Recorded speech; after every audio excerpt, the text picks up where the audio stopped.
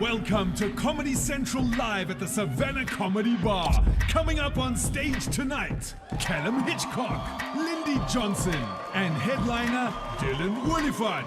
And welcome your host for tonight, Baxter. There we go. Hello. Hey, you guys are clapping your hands like you know who I am, ne? You have no idea who I am, ne? But I've been living in Johannesburg for 20 years. And one of the things that you know about being in Johannesburg, like nobody warns you about, but they tell you about, but they don't warn how traumatic it is being robbed. Everybody has a story about being robbed in Johannesburg. Say, I feel like you have a story about being robbed in Johannesburg, but you are on the other side of the equation. Chief, where's my phone? I've been robbed so many times in Johannesburg, I feel like I donate. Like every time, if I spend a year or more than a year with the cell phone, I feel good about myself, you know? I'm like, yo, I've done something nice in life, you know? I even go out and buy myself a meal to celebrate. Ah, you've done well, you are not a victim this year. Doing well in life. One of the most traumatic ways I was robbed, yo guys, the Johannesburg criminals are smart, they're clever. This guy once robbed me with statistics. Exactly, yeah? He robbed me with statistics. I went up, walked out of my apartment, walking towards the shop. It's about 7 o'clock in the evening. I don't know anything. I'm an innocent tax-paying citizen walking to the shop. Then this guy walks past me, comes past me, says, oh, hi, how are you doing, sir? I'm like, oh, I'm doing all right. Like, hey, nice time for a walk, ne? I'm like, yeah. He's like, did you know that statistically, people get robbed between the hours of 6 p.m. and 11 p.m. And I'm like, I did not know that. That's interesting. What time is it? 7 p.m. And then suddenly he's like, oh, did you know that statistically, it's mostly men between the ages of 20 and 45 that get robbed between the hours of 6 p.m. and 11 p.m. I'm like, I didn't know that. How old are you? I'm 28. And then it's like, oh, okay, it's nice to know. And then suddenly he says, sir, did you know that statistically, most people that are robbed between the hours of 6 p.m. and 11 p.m. are robbed by a young black man? I'm like, I did not know that. And then I looked at him, oh my God, you're a young black man. And he says, yeah, ndoda senze phela. So kunini isikhuluma lapha senze into yakhona. Are you guys ready for a good night of comedy tonight, man? Are you guys ready for a good evening of comedy? I want you guys to keep that energy and welcome our first guest for this evening. He's tall, he's not dark, he might be handsome depending on what you like. I don't know how you were raised. But whatever you do, please show him some love and put your hands together and welcome onto the stage, Mr. Callum Hitchcock! First up on stage, the winner of the 2024 Savannah Comics Choice Newcomer Award. Hailing from the Eastern Cape, give it up for Callum Hitchcock! Hello, hell yeah, hey. My name is Callum Hitchcock. Which means nothing to you, except now you know I was bullied in high school. That was a tough surname to get through. As you know, one of the only straight white male comedians on the lineup, before I start, I just want to apologize, just in general, for all the stuff. That's sorry, yeah. But to be clear, that's not an apology in advance. I'm not racist. Some of my best friends are also not racist, so...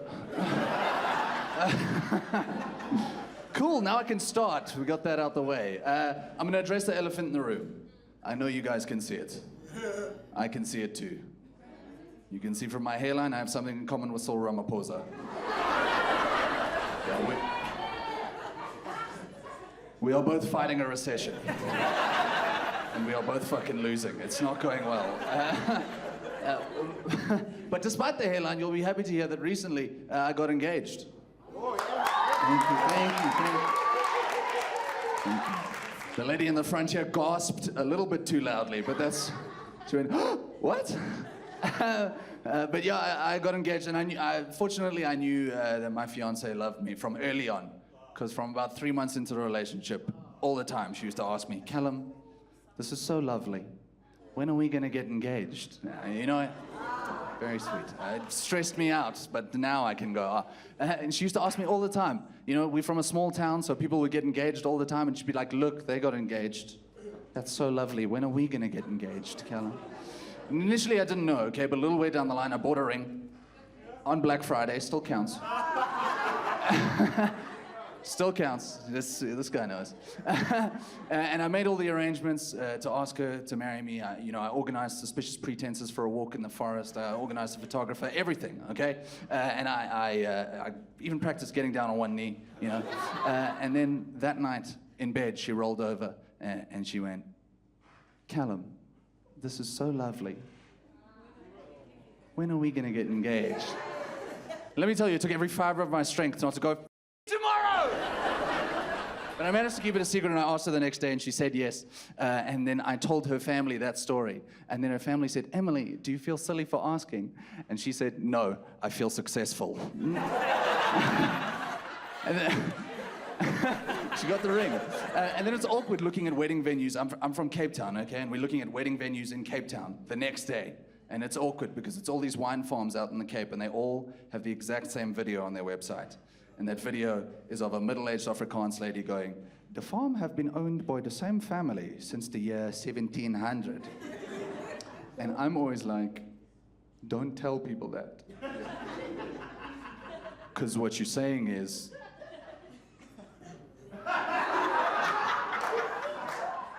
we stole this land. Okay, which is, you know, whatever, but why are you bragging about it in the marketing?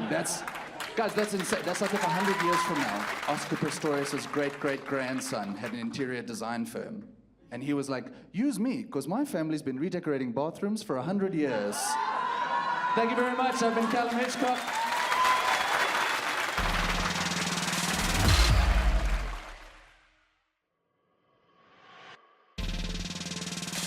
Welcome back to Comedy Central Live at the Savannah Comedy Bar with your host tonight, Baxter. Okay, welcome back. Welcome back to the second part of the show. We've got lots of awesome people. Well, not lots, just two awesome people. I'm semi-awesome, like I say. No, I say I'm semi-awesome because I'm a former Zimbabwean. I'm a former Zimbabwean. Yeah, former. I've got an ID now. Come on now.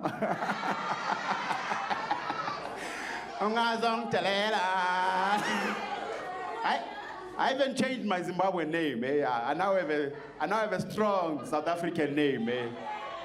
I'll tell you, guys. Now we're friends. I can tell you what my Zimbabwean name used to be. You guys are not going to tweet this or something. Okay, so my Zimbabwean name was Look at Life. But now I'm Pilo, so I'm okay now, you know. Are you guys ready for your next act, ladies and gentlemen? Let's keep that energy up and give a huge round of applause. Come on, let's get that energy going. And welcome onto the stage, Lindy Johnson! A SAFTA-nominated writer and comedian, she's forged her own path in comedy since she was discovered in 2017 and continues to shake up the SA comedy scene. It's time for Lindy Johnson! Hello! How are you guys? You're good? I'm also good. Thank you for asking. My name is Lindy Johnson. I'm from a small town just outside of Cape Town called Paul, but I don't let that hold me back in life. I still try and thrive. Do my best. I'm not trying to say that Paul is racist just because it's John Steenhuisen's wet dream. I'm saying that because Paul doesn't have any universities. You get it? He's uneducated. Found the DA voters. Okay, cool. As a colored person who is actively trying to fight against stereotypes and one of the only colored people who didn't vote for the DA in the election, I just want to say I was super excited about Thabo Bester. I was so happy about Thabo Bester, guys, because you all thought he was one of ours. You all thought that's obviously a colored man. But as soon as his shaved head grew out and his hairline was still intact, we knew that wasn't a colored man. Because God gave colored people nice hair, but for a limited time only. We have to use our time wisely. I recently turned 30, which is very exciting for me. I probably don't have to tell you guys, you can see the stress of never owning a house on my face. Smile through the pain. We're gonna be fine, guys. We're gonna be fine. I love being 30, I really do, but everyone had everything negative to say about it. People always told me the negative things, but for like months before my birthday, I just heard negative things about turning 30. You'll never use your knees again. Your knees are gonna be so shit. It's the worst ever. I just heard negative things. Nobody ever told me about the positives about turning 30. Like you earn more, people respect you more, you are more confident. I am so confident, guys, for the first time. Thank you. Glad you guys are clapping because there is a punchline. This isn't just for fun. I'm not just sharing my feelings, Oaks. For the first time ever, my confidence led me to asking a man out for the first time ever. Yes. I went up to him and he was hot, guys. He was super hot. He was broad. He had tattoos. He was sexy. I went up to him, asked him for his number. And you know how sexy you have to be? You're shorter than me. Do you know how sexy you have to be as a man to be shorter than a woman? And I still want you. Like both of us can't reach the condoms in clicks, but I still want you. So I went up to him, I asked for his number. He said yes, because I mean, why wouldn't he? And we started chatting, and then I had an unfortunate experience in the middle of a very crucial moment between me and the sexy man. I found out that he calls his penis a Johnson. I don't know if you guys heard Baxter, but my name is Lindy Johnson. It's been like that for a while now. So when he said, you know, I'm gonna give you this Johnson, I already thought I had the Johnson in me. I was under that impression. And that experience made me realize that I'm too petty and selfish for a man to dirty talk me. I can't. I've been raised to be defensive and take care of myself. I'm an independent woman. You can't dirty talk me. Because this man said, I'm going to make you beg for it. Now I don't want it. You can keep it. I can go find another short brothers in South Africa. He was saying things to me that I didn't understand. He was like, I'm going to tie you up. No, thank you. This is Joburg. You want to rob me. I know. And I know I can't dirty talk the men I sleep with back because I date older guys. I really like older men, older South African men. And you can't dirty talk these guys. You can't. Who's a good groot man? Who? Which machita's going to take you today? Yeah. That's a good machita. I like that. I can't say I don't make mistakes myself, you know. I really try and own up to my mistakes when I'm dating other people. Like I used to call myself a sapiosexual when I was dating, you know. I didn't know what it meant. I only recently found out what sapiosexual meant, and I just kept calling myself that. I found out it means sapiosexual means you're attracted to people's minds, the way they think. That's whack. I would never call myself that. I thought sapiosexual means when you sape, you get sexual. That's me. That's me. Thank you so much. My name is Lindy Johnson.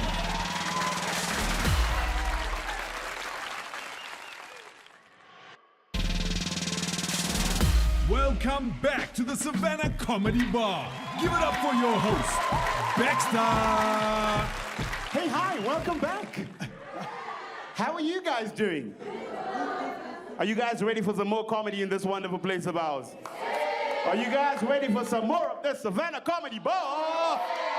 Let me welcome our final act for this evening. Ladies and gentlemen, you guys love him, you've seen him. Some of you guys might have taken a ride in his GTI when he was still a poor man. Now he drives a Beamer. Come on, comedy is paying well these nowadays, man. So please put your hands together. Let's get a round of applause for the guy who almost robbed me earlier on. Come on, do that. You know your story. And spread it all around.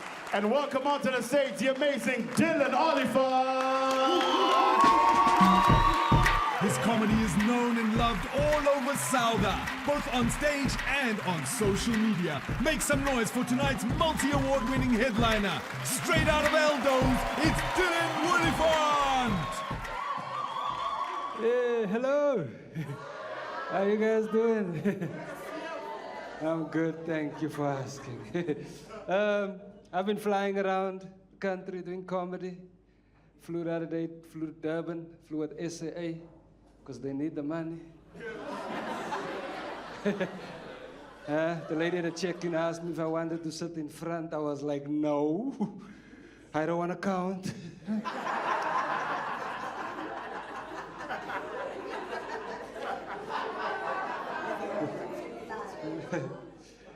I got myself a window seat. The window seat is the best seat on the plane, huh? Yeah, best seat on the plane, because you get to see all the land we're gonna get back. And I got to my seat, and there was a white lady sitting in my seat. I know it was a white lady because I see color. I hate that saying, I don't see color. I don't see color is the most dishonest sentence in the English language. It's right up there with Shaggy's, it wasn't me. There's nothing wrong with seeing color. The problem is treating people differently because of their color. Yeah. No one should get treated differently because of their color, except the Power Rangers, right? And maybe the Teletubbies. But that's where we draw the line. We draw the line at Tinky Winky. Tipsy. Wow. So there I got to my seat. There this white lady was in my seat. We made eye contact, right? I looked at her, she looked at me, and I could see the guilt in her eyes, right? Yeah, she had that Oscar eyes. Just the eyes, not the, right? Just the eyes. Just the eyes. And she went, is this your seat? I was like, yeah. Do you want to sit here? I was like, of course. And she went, okay, I'll let you sit here. I was like, you let me sit here. But I didn't say it, I was thinking it, right? Because you don't want to be the angry colored. Told myself, Dylan, now is not time for horse nongolosh, right? And then she moved over to her middle seat that she so beautifully chose. I moved over to my window seat that I so beautifully chose. Expropriation without compensation. And the pilot made all those safety announcements. You know those announcements they told us to switch off our cell phones. That's when she turned to me and she went, did you switch off? And that's when I lost it, right? I was like, how dare you talk to me like this? You don't know me. My aunt is a team leader at a call center. My cousin finished matric. It's all I could think of at the time, right? Otherwise, I would have had to tell them I went to Rosebank College. And we all know how bad Rosebank College is. Rosebank College is so bad, it's not even in Rosebank. Rosebank College is everywhere in South Africa except Rosebank.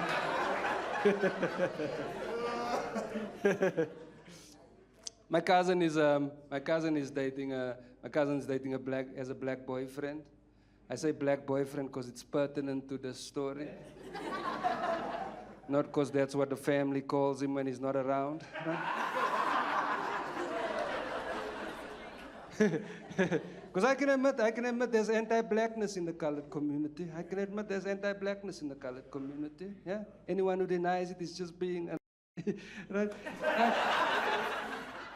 I can admit, and I blame it on apartheid. Because throughout history, white has been seen as better. Every superhero has been white. Spider-Man, Superman, Mr. Min, right? Every superhero.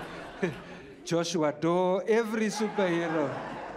Yeah. White has been seen, and I blame it, apartheid gave us this complex, so as we call it, the flats, right?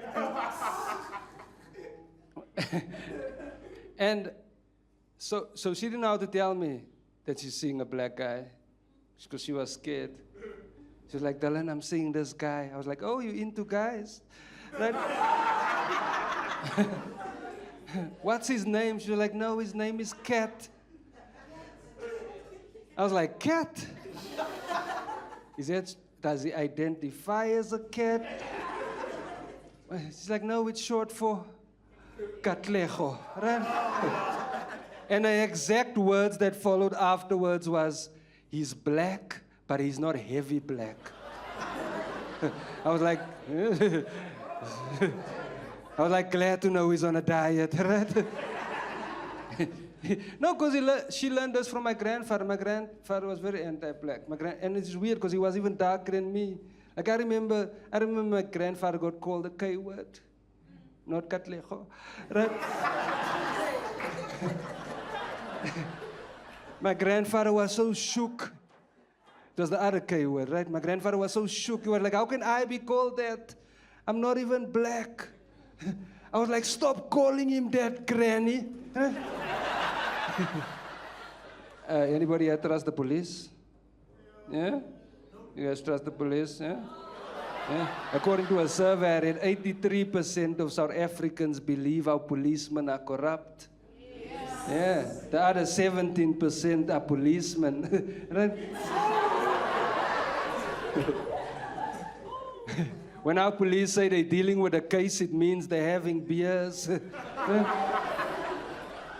Don't get me wrong, I'm not anti-police. I'm not anti-police. I love sunglasses. Right?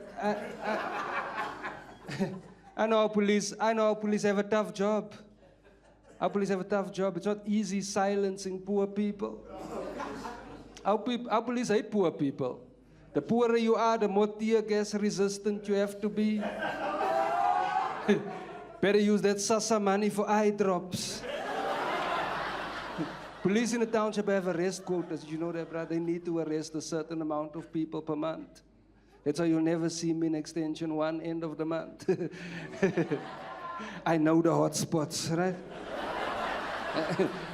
One evening I went to sleep in my hoodie. Don't ever do that. As a person of color, don't ever do that. I went to sleep in my hoodie, and the police chased me in every dream. I was like, what's the police doing in a wet dream? Kim Kardashian is just gonna let them take me away. Ray J, say something. You guys have been awesome. My name is Williford. Thank you very much.